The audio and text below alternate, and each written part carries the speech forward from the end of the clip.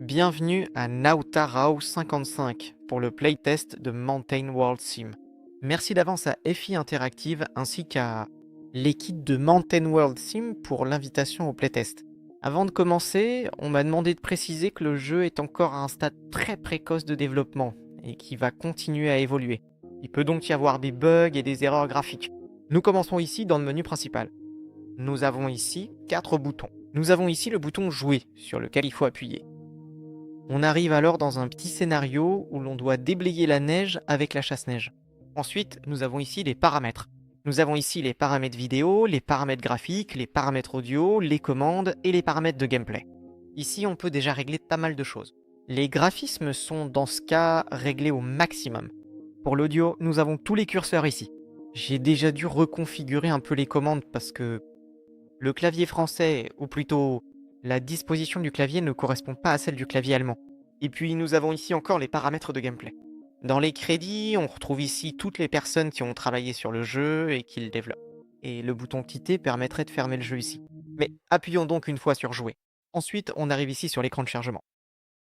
Je trouverais ça sympa s'il y avait aussi une barre de chargement. Et puis on apparaît déjà ici. Voilà, c'était le temps de chargement en temps réel. Oui, nous sommes ici avec un chasse-neige. Ça doit être un Renault ici. Nous n'avons pas encore de licence dans le jeu, donc pas encore de licence de marque. Nous avons ici en haut le gyrophare, les phares, et ici à l'arrière, nous avons aussi une sorte de lumière bleue. Nous sommes en plein dans la chute de neige. Ici, oui, il est en train de neiger. Nous avons ici en haut à gauche les commandes. Nous pouvons lever et baisser la lame à neige. Ce que je devrais aussi mentionner, c'est que la lame n'est pas encore complètement animée, comme on peut le voir ici. Donc merci de votre compréhension à ce sujet. Nous pouvons lever et baisser la lame, comme je l'ai dit, et aussi la faire pivoter vers la gauche et la droite. De plus, nous pouvons réinitialiser tout le véhicule, il réapparaît alors ici comme neuf. Nous pouvons activer l'épandeur de sel à l'arrière ici. Il répand alors le sel à l'arrière, voilà. Ensuite, nous pouvons changer le scénario météo en mode nuit et tempête. Voilà, jour et sans chute de neige, et aussi en été sans neige.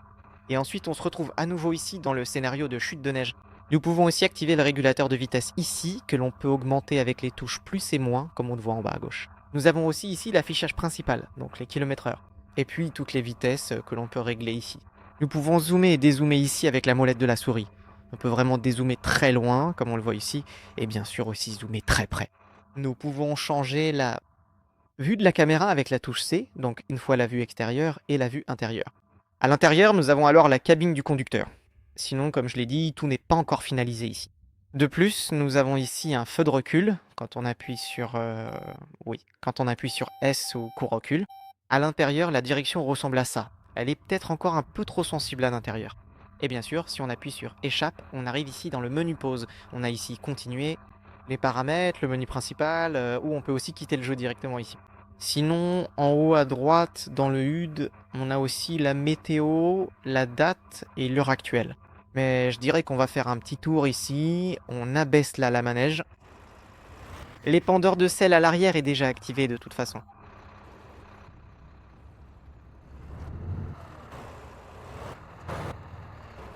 On voit bien que la neige disparaît aussi à l'arrière. Ici, on a une très longue route, je l'ai déjà parcourue tout à l'heure. Elle est vraiment longue, on va pouvoir pousser longtemps.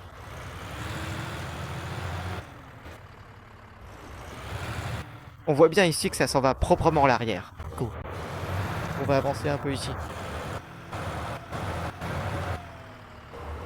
Si on écoute, le son n'est pas encore définitif, tout ça va encore changer. La route est ici délimitée, avec des balises à neige sur les côtés. Pour montrer par où elle passe.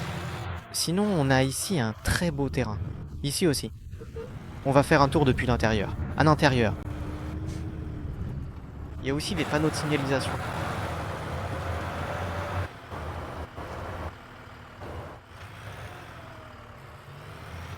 Le camion se conduit peut-être encore un peu de façon imprécise. On voit aussi qu'on peut renverser les poteaux ici. Ou plutôt les plier ici. C'est aussi un très joli détail, comme on peut le voir ici. Il ne faut pas rouler trop près du poteau ici, sinon il se plie. Je peux vous le montrer encore une fois ici. Regardez bien le poteau orange là devant. Il se plie vraiment joliment.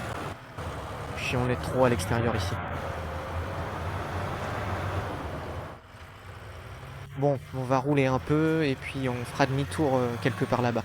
Quelque part pour qu'on ait la route complètement dégagée ici.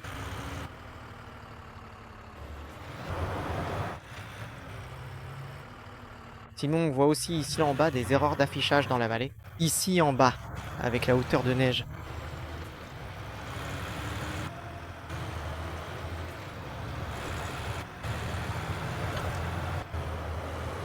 Et la vallée s'ouvre ici. Un peu plus loin, il y a une barrière où on peut plus continuer. Je l'ai déjà testé. Et ça arrive quand on roule trop vite. Je dirais qu'on va faire demi-tour ici. On va lever le panneau une fois ici.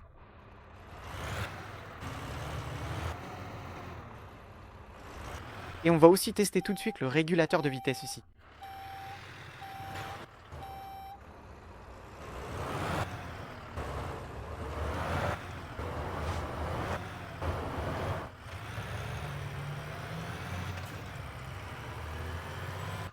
La neige n'est pas encore tout à fait définitive, comme on peut le voir. On peut aussi abaisser le panneau ici dans le sol.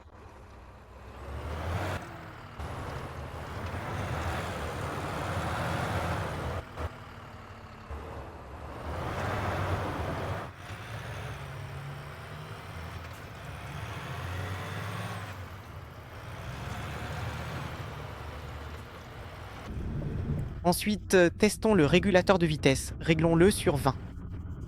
Je pense que c'est une vitesse parfaite pour déneiger.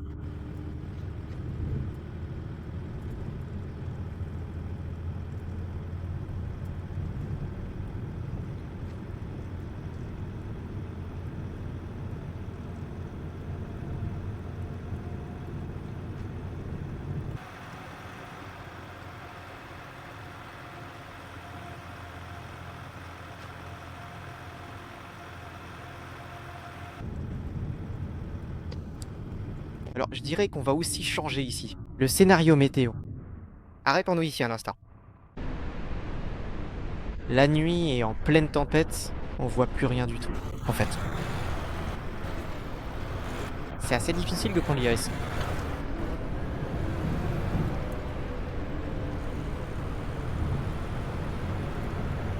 Mais ça fonctionne.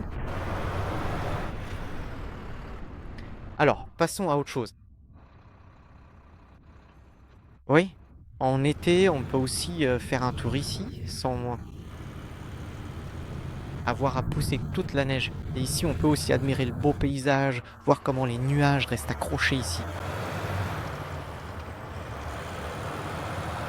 Et à quoi ressemblent l'herbe et les arbres ici?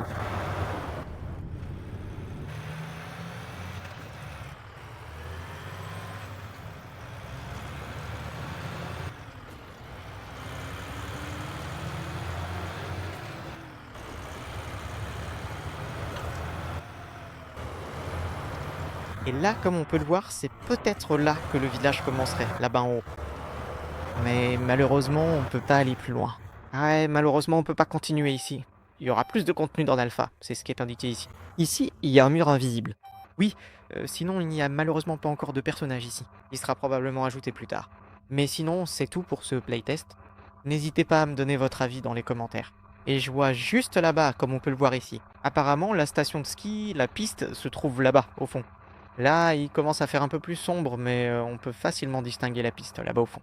Mais bon, je vous souhaite une bonne journée. Comme je l'ai dit, donnez-moi votre avis dans les commentaires. Et à la prochaine. Sur ce, ciao tout le monde. Et bye.